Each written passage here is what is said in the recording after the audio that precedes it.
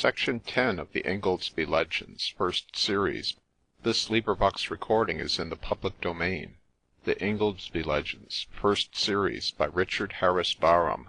Section 10.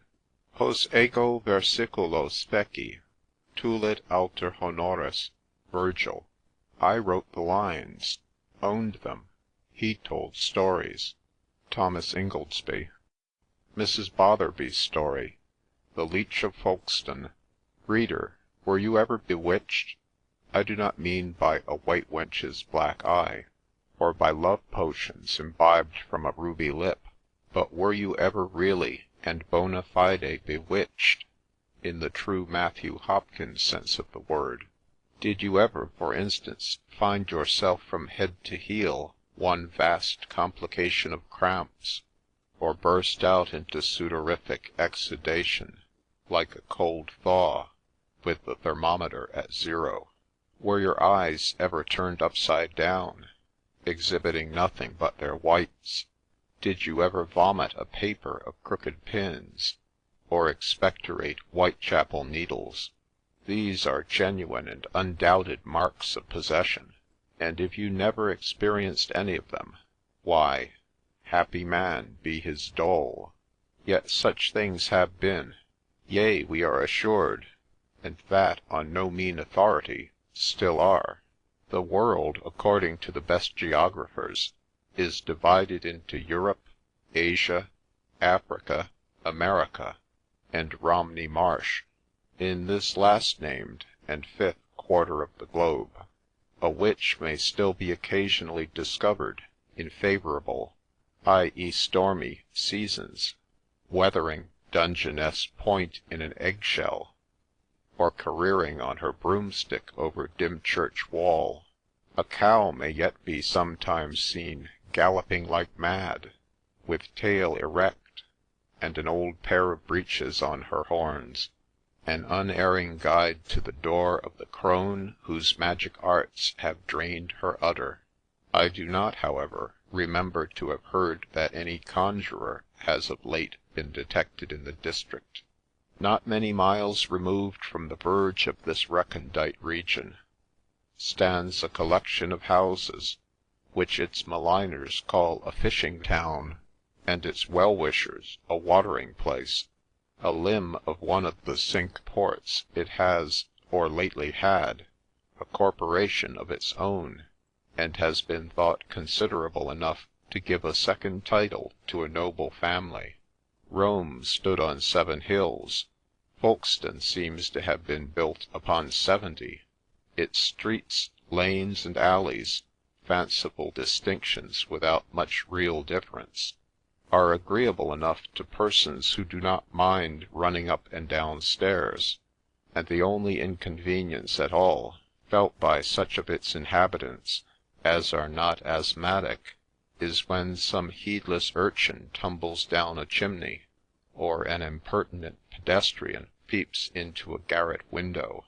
At the eastern extremity of the town, on the sea-beach, and scarcely above high water mark, stood, in the good old times, a row of houses then denominated Frog Hole. Modern refinement subsequently euphanized the name into East Street, but what's in a name? The encroachments of ocean have long since levelled all in one common ruin. Here in the early part of the 17th century flourished in somewhat doubtful reputation, but comparative opulence, a compounder of medicines, one Master Erasmus Buckthorne, the effluvia of whose drugs from within, mingling agreeably with the ancient and fish-like smells from without, wafted a delicious perfume throughout the neighbourhood. At 7 of the clock, on the morning when Mrs. Botherby's narrative commences, a stout Suffolk punch, about 13 hands and a half in height, was slowly led up and down before the door of the pharmacopolist by a lean and withered lad, whose appearance warranted an opinion, pretty generally expressed, that his master found him as useful in experimentalizing as in household drudgery, and that, for every pound avoirdupois of solid meat, he swallowed, at the least, 2 pounds troy weight of chemicals and galenicals. As the town clock struck the quarter, Master Buckthorne emerged from his laboratory, and putting the key carefully into his pocket, mounted the sure-footed cob aforesaid, and proceeded up and down the acclivities and declivities of the town, with the gravity due to his station and profession. When he reached the open country, his pace was increased to a sedate canter, which in somewhat more than half an hour brought the horse and his rider in front of a handsome and substantial mansion, the numerous gable ends and bayed windows of which bespoke the owner a man of worship, and one well-to-do in the world.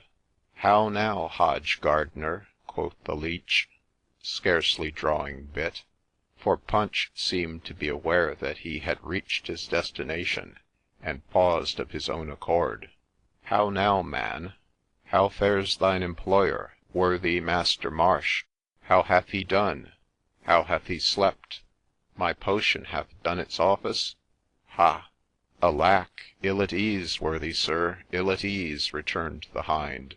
"His honour is up and stirring, but he hath rested none, and complaineth that the same gnawing pain devoureth, as it were, his very vitals.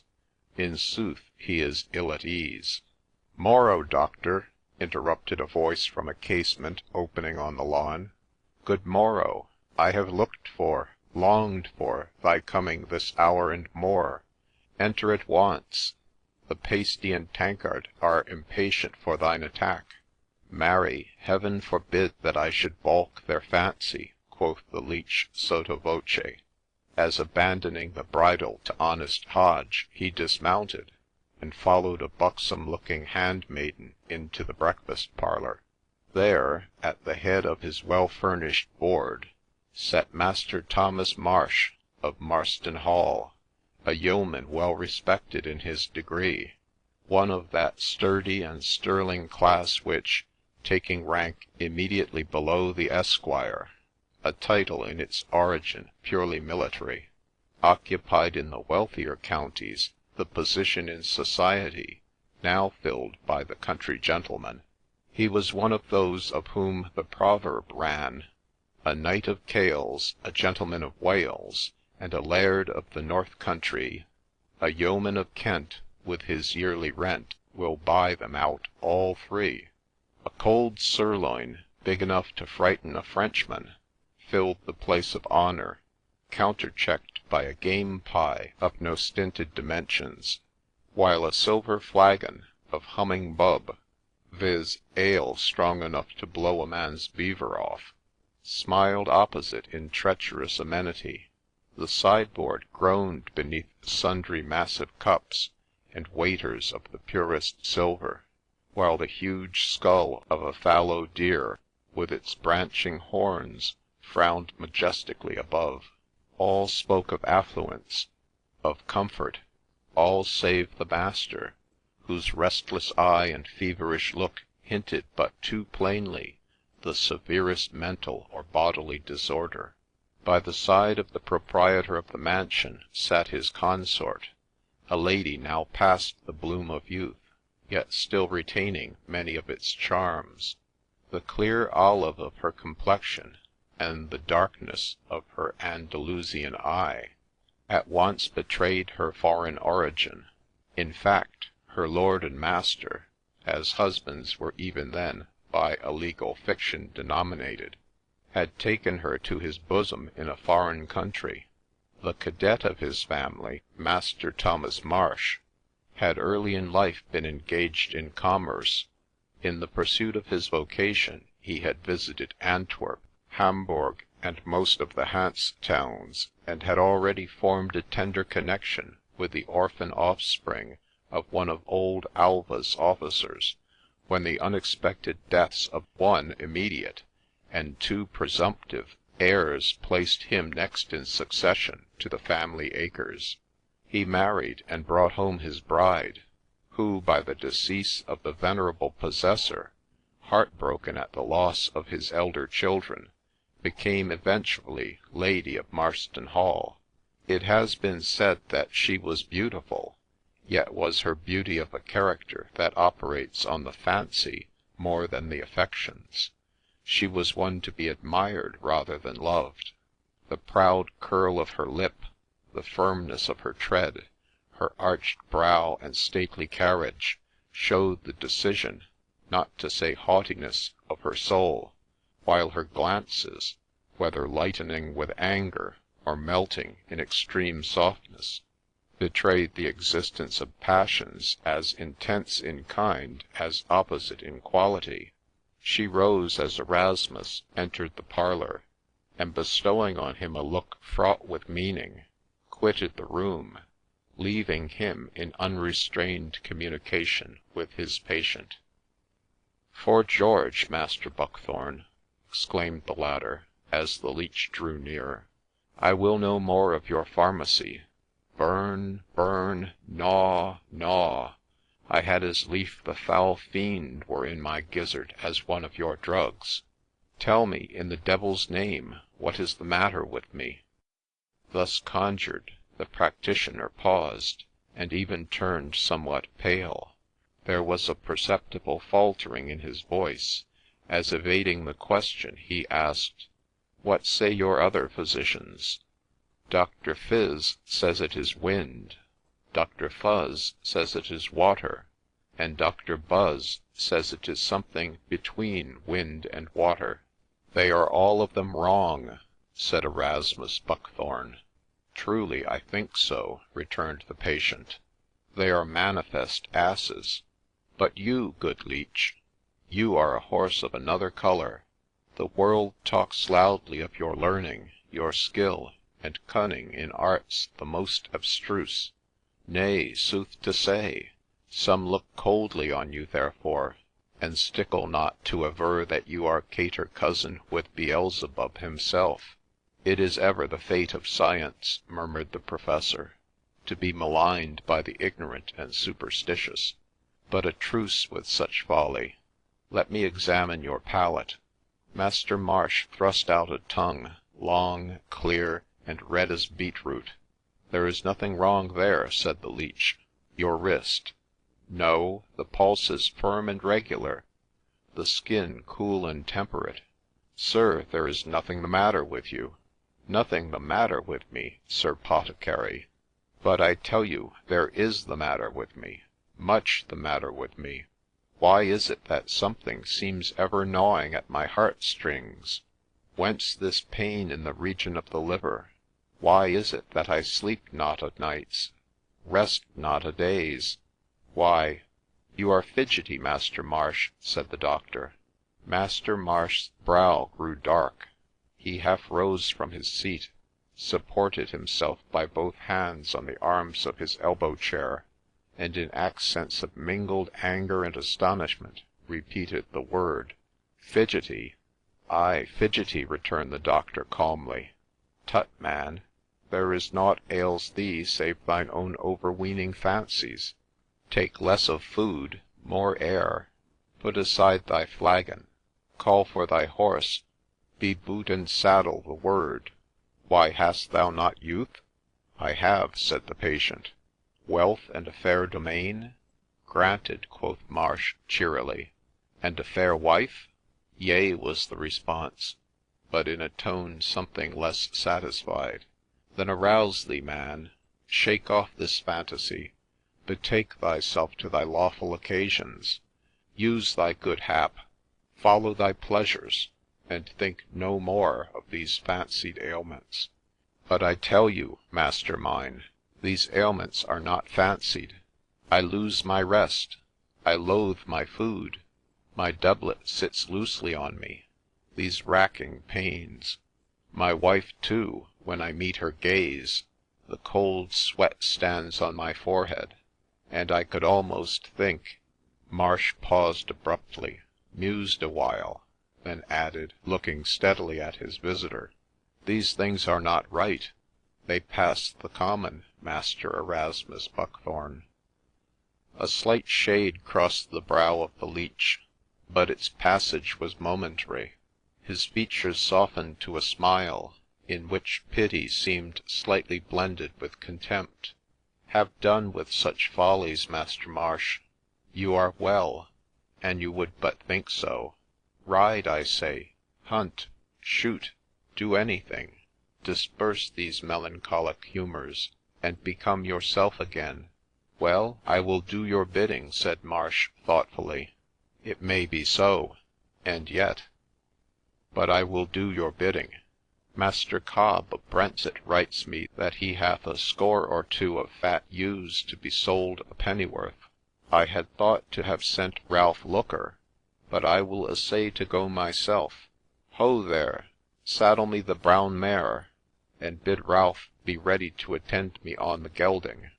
An expression of pain contracted the features of Master Marsh as he rose and slowly quitted the apartment to prepare for his journey, while the Leech, having bidden him farewell, vanished through an opposite door, and betook himself to the private boudoir of the fair mistress of Marston, muttering as he went a quotation from a then newly published play: "Not poppy nor mandragora, nor all the drowsy syrups of the world, shall ever medicine thee to that sweet sleep which thou own'st yesterday." Of what passed at this interview between the Folkestone doctor and the fair Spaniard, Mrs. Botherby declares she could never obtain any satisfactory elucidation. Not that tradition is silent on the subject, quite the contrary. It is the abundance, not paucity, of the materials she supplies, and the consequent embarrassment of selection, that makes the difficulty. Some have averred that the Leech, whose character, as has been before hinted, was more than threadbare, employed his time in teaching her the mode of administering certain noxious compounds, the unconscious partaker whereof would pine and die so slowly and gradually as to defy suspicion. Others there were who affirmed that Lucifer himself was then and there raised in propria persona, with all his terrible attributes of horn and hoof. In support of this assertion, they adduce the testimony of the aforesaid buxom housemaid, who protested that the hall smelt that evening like a manufactory of matches.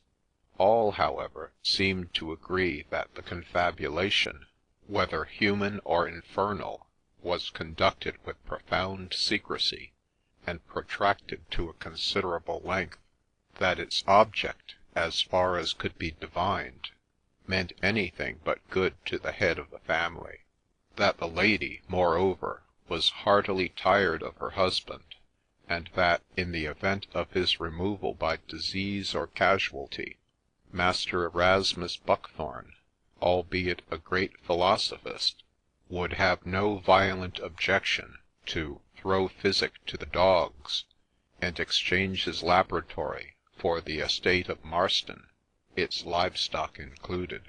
Some, too, have inferred that to him did Madame Isabel seriously incline, while others have thought, induced perhaps by subsequent events, that she was merely using him for her purposes, that one Jose, a tall, bright-eyed, hook-nosed stripling from her native land, was a personage not unlikely to put a spoke in the doctor's wheel, and that, should such a chance arise, the sage, wise as he was, would, after all, run no slight risk of being bamboozled.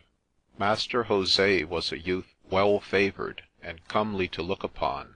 His office was that of page to the dame, an office which, after long remaining in abeyance, has been of late years revived, as may well be seen in the persons of sundry smart hobbledehoys, now constantly to be met with on staircases and in boudoirs, clad for the most part in garments fitted tightly to the shape, the lower moiety adorned with a broad stripe of crimson or silver lace, and the upper with what the first wit of our times has described as a favourable eruption of buttons.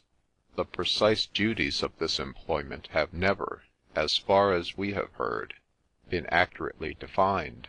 The perfuming a handkerchief, the combing a lapdog, and the occasional presentation of a sippet-shaped billet doux are, and always have been, among them. But these a young gentleman standing 5'10", and aged 19 last grass, might well be supposed to have outgrown. Jose, however, kept his place, perhaps because he was not fit for any other. To the conference between his mistress and the physician he had not been admitted. His post was to keep watch and ward in the ante-room, and when the interview was concluded, he attended the lady and her visitor as far as the courtyard, where he held, with all due respect, the stirrup for the latter, as he once more resumed his position on the back of Punch. Who is it that says, little pitchers have large ears?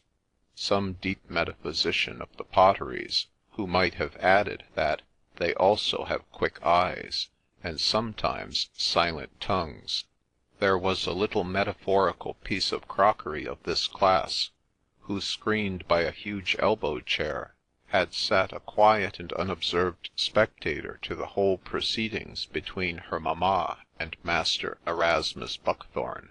This was Miss Marian Marsh, a rosy-cheeked, laughter-loving imp of some 6 years old, but one who could be mute as a mouse when the fit was on her. A handsome and highly polished cabinet of the darkest ebony occupied a recess at one end of the apartment. This had long been a great subject of speculation to little Miss.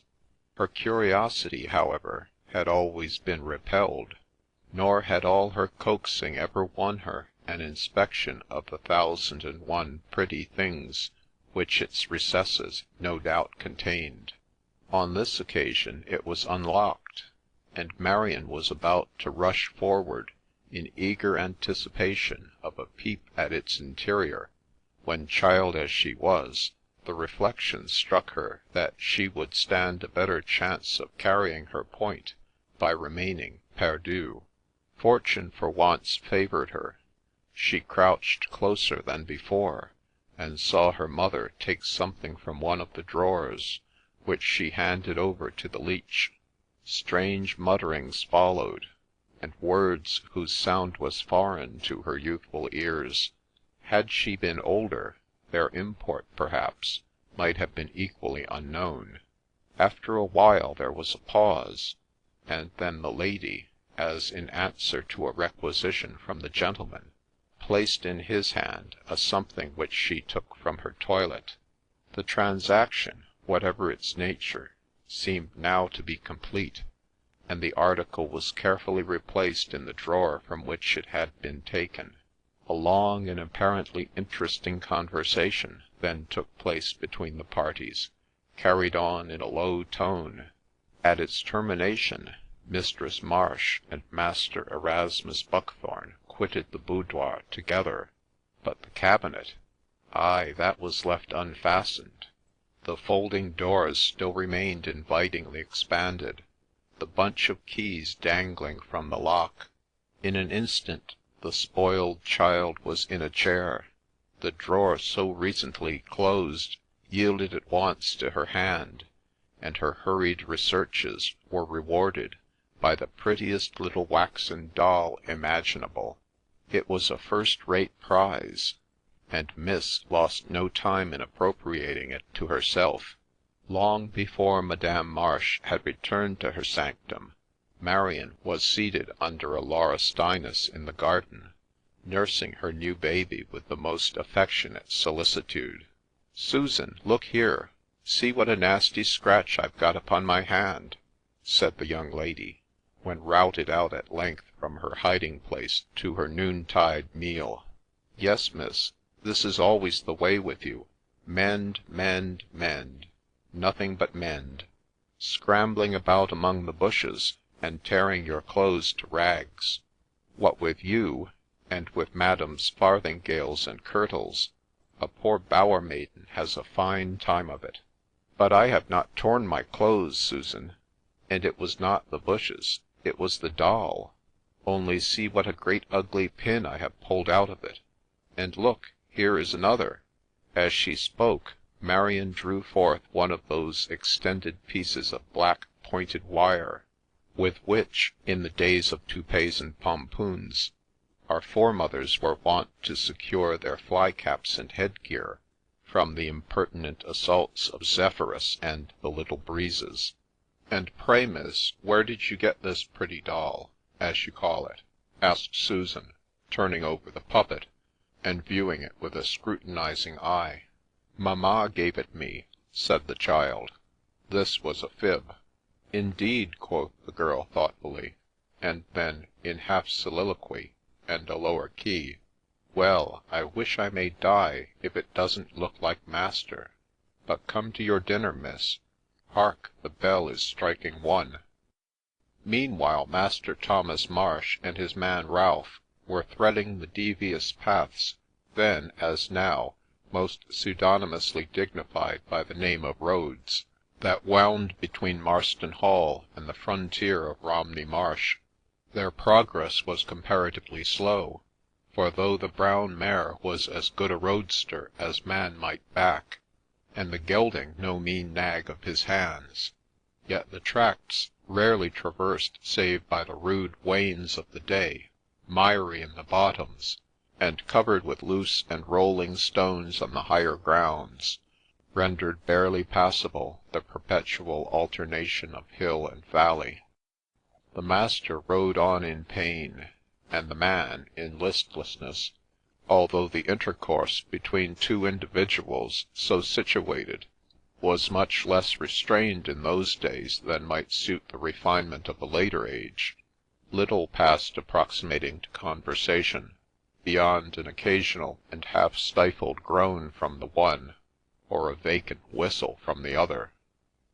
An hour's riding had brought them among the woods of Acras, and they were about to descend one of those green and leafy lanes, rendered by matted and overarching branches alike impervious to shower or sunbeam, when a sudden and violent spasm seized on Master Marsh, and nearly caused him to fall from his horse. With some difficulty he succeeded in dismounting and seating himself by the roadside. Here he remained for a full half-hour in great apparent agony. The cold sweat rolled in large round drops adown his clammy forehead. A universal shivering palsied every limb. His eyeballs appeared to be starting from their sockets, and to his attached, though dull and heavy serving-man, he seemed as one struggling in the pangs of impending dissolution.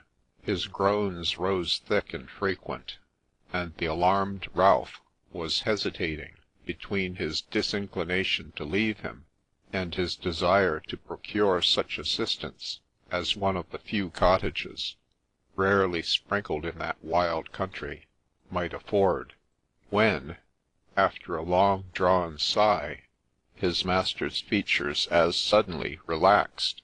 He declared himself better.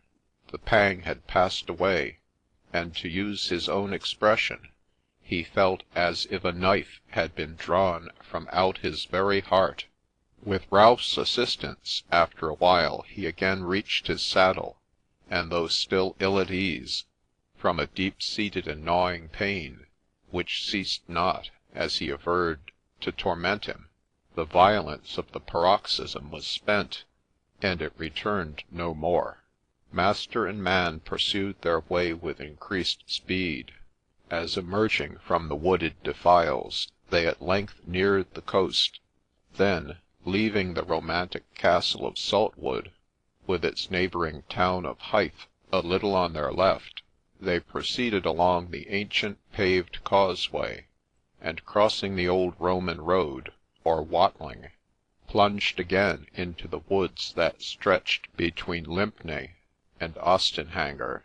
The sun rode high in the heavens, and its meridian blaze was powerfully felt by man and horse, when again quitting their leafy covert, the travellers debouched on the open plain of Aldington Frith, a wide tract of unenclosed country, stretching down to the very borders of the marsh itself. Here it was, in the neighbouring chapelry, the site of which may yet be traced by the curious antiquary, that Elizabeth Barton, the Holy Maid of Kent, had, something less than 100 years previous to the period of our narrative, commenced that series of supernatural pranks which eventually procured for her head an unenvied elevation upon London Bridge.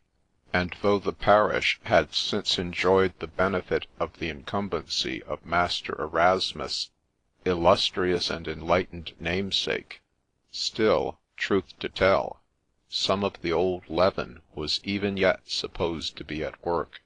The place had, in fact, an ill name, and though popish miracles had ceased to electrify its denizens, spells and charms, operating by a no less wondrous agency, were said to have taken their place. Warlocks and other unholy subjects of Satan were reported to make its wild recesses their favourite rendezvous, and that to an extent which eventually attracted the notice of no less a personage than the sagacious Matthew Hopkins himself, Witch-finder General to the British Government. A great portion of the Frith, or Fright as the name was then, and is still pronounced, had formerly been a chase, with rights of free warren, etc., appertaining to the archbishops of the province.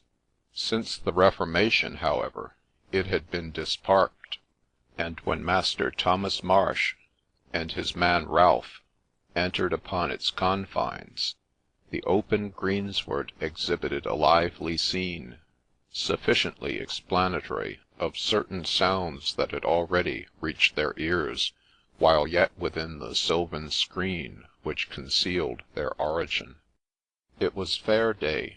Booths, stalls, and all the rude paraphernalia of an assembly that then met as much for the purposes of traffic as festivity were scattered irregularly over the turf. Pedlars with their packs, horse-croupers, pig merchants, itinerant vendors of crockery and cutlery wandered promiscuously among the mingled groups, exposing their several wares and commodities, and soliciting custom.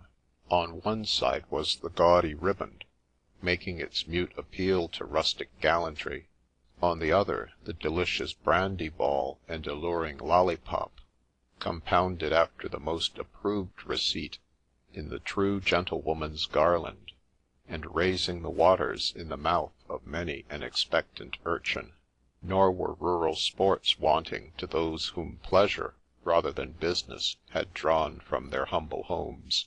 Here was the tall and slippery pole, glittering in its grease, and crowned with the ample cheese that mocked the hopes of the discomfited climber. There the fugitive pippin, swimming in water not of the purest, and bobbing from the expanded lips of the juvenile Tantalus. In this quarter the ear was pierced by squeaks from some beleaguered porker, whisking his well-soaped tail from the grasp of one already in fancy his captor. In that the eye rested, with undisguised delight, upon the grimaces of grinning candidates for the honours of the horse-collar. All was fun, frolic, courtship, junketing, and jollity. Maid Marian, indeed, with her lieges, Robin Hood, Scarlet, and Little John, was wanting. Friar Tuck was absent. Even the hobby horse had disappeared, but the agile Morris dancers yet were there, and jingled their bells merrily among stalls well stored with gingerbread, tops, whips, whistles, and all those noisy instruments of domestic torture, in which scenes like these are even now so fertile. Had I a foe whom I held at deadliest feud, I would entice his favourite child to a fair, and buy him a whistle and a penny trumpet. In one corner of the green, a little apart from the thickest of the throng, stood a small square stage, nearly level with the chins of the spectators, whose repeated bursts of laughter seemed to intimate the presence of something more than usually amusing. The platform was divided into two unequal portions, the smaller of which, surrounded by curtains of a coarse canvas, veiled from the eyes of the profane the penetralia of this movable temple of Aesculapius, for such it was. Within its interior, and secure from vulgar curiosity, the quacksalver had hitherto kept himself ensconced, occupied, no doubt, in the preparation and arrangement of that wonderful panacea, which was hereafter to shed the blessings of health among the admiring crowd. Meanwhile his attendant Jack-Pudding was busily employed on the proscenium, doing his best to attract attention by a practical facetiousness, which took wonderfully with the spectators, interspersing it with the melodious notes of a huge cow's horn. The fellow's costume varied but little in character from that in which the late — alas that we should have to write the word late — Mr. Joseph Grimaldi was accustomed to present himself before a generous and enlightened public.